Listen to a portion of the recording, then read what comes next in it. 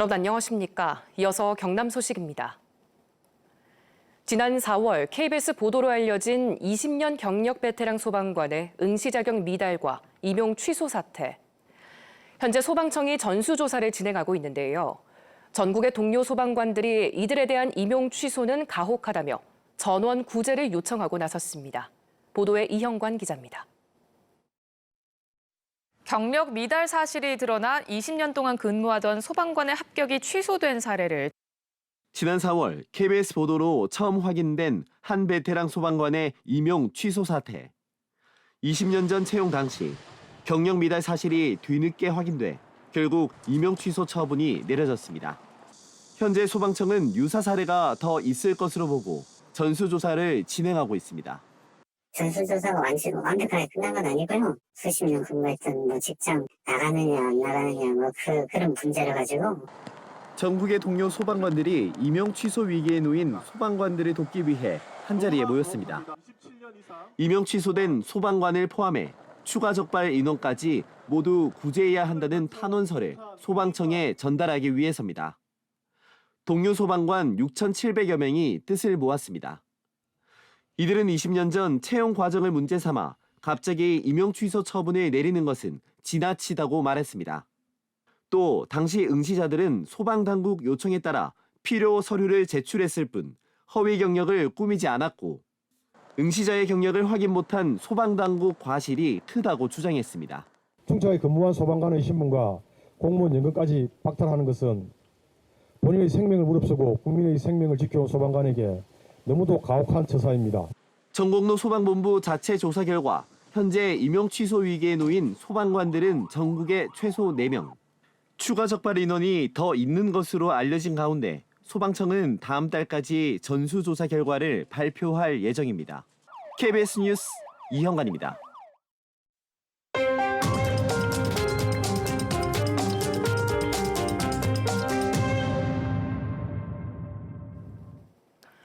중형 조선업체인 고성군 삼강 SNC에서 협력업체 소속 노동자가 20여 미터 아래로 추락해 숨지는 사고가 났습니다. 최근 3년 동안 이 회사에서는 무려 4건의 안타까운 사망 사고가 발생했는데요. 중대재해처벌법 위반 혐의로 회사 전 대표가 재판을 받는 중에도 사망 사고가 반복되고 있습니다. 일하다 죽지 않게 최진석 기자입니다. 상시 근로자 200여 명인 조선소. 그제 낮 건조 중인 해양 플랜트 화물 탱크 안에서 50대 노동자 A씨가 20여 미터 아래로 떨어져 숨졌습니다. 발판을 철거하던 중 지지대가 떨어지며 난 사고로 추정됩니다. A씨는 사고 직후 인근 병원으로 옮겨졌지만 끝내 숨졌는데요. 삼강 SNC에서는 이번 사고를 포함해 최근 3년 동안 모두 4건의 사망 사고가 발생했습니다. 이 작업장에서는 2021년 3월 협력업체 관계자가 떨어진 용접기 부품에 맞아 숨졌고 작업 중단 조치가 끝난 지 불과 열흘 만에 야간 작업을 하던 40대 노동자가 끼임 사고로 목숨을 잃었습니다. 중대재해처벌법 시행 한 달 뒤에는 선박 난간 보수 공사를 하던 협력업체 노동자가 10m 아래로 추락해 숨졌습니다. 지난해 사망 사고로 검찰은 삼강 SNC 당시 대표이사 등을 중대법 위반 혐의로 기소해 현재 재판이 이어지고 있습니다. 회사 측이 안전보건 확보 의무를 이행하지 않았다고 본 겁니다.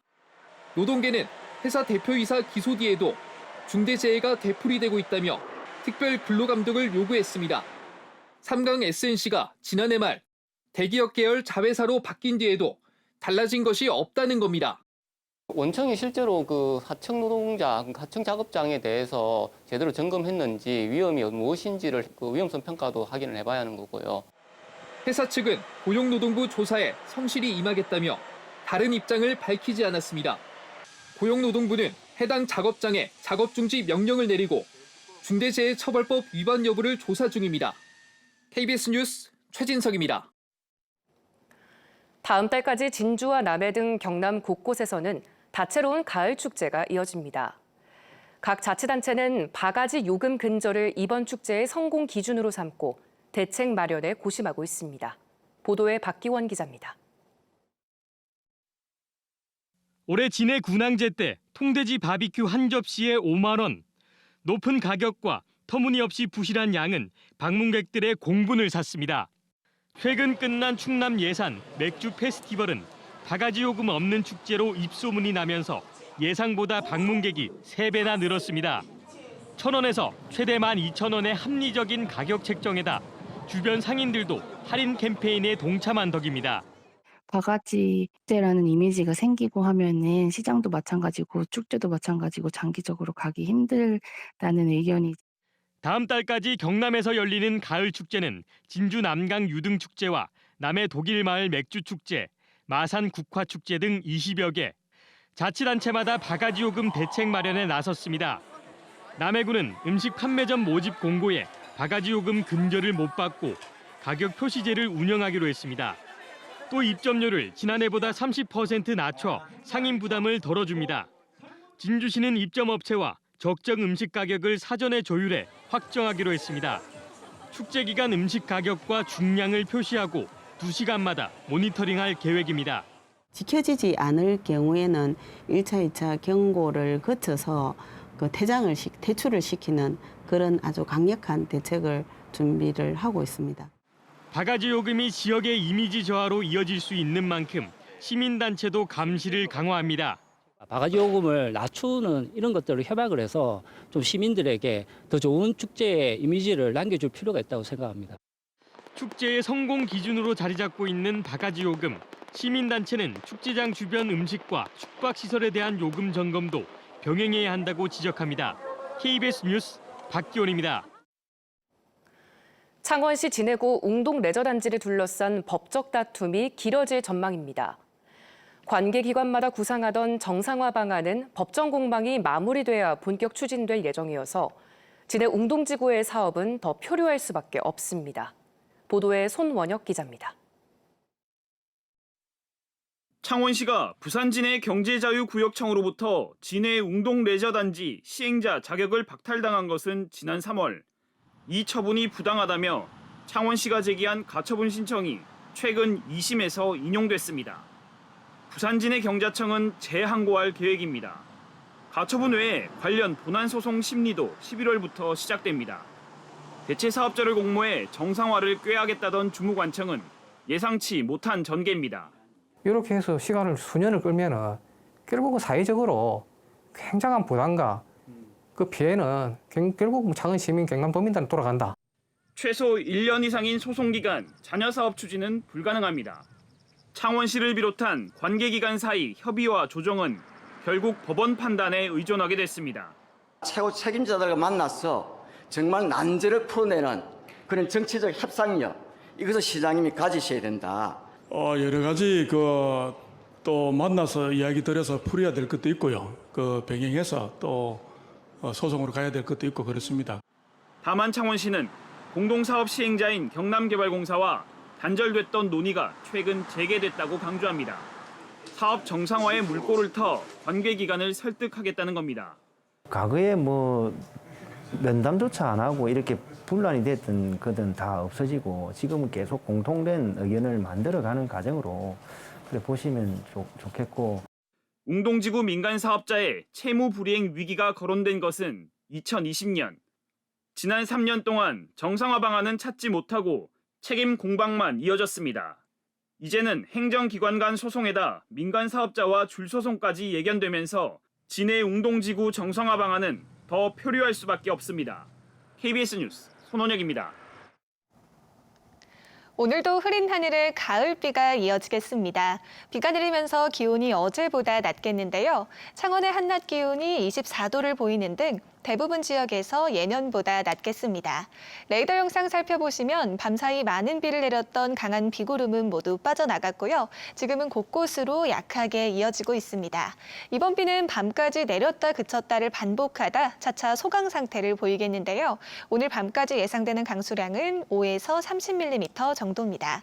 한편 해안가를 중심으로 강풍주의보가 내려져 있는 가운데 오후까지 순간풍속 초속 20m 이상의 강한 바람을 유의하셔야 가셔야겠습니다. 자세한 지역별 기온 살펴보겠습니다. 현재 기온 창원이 20도, 함안이 19도를 보이고 있습니다.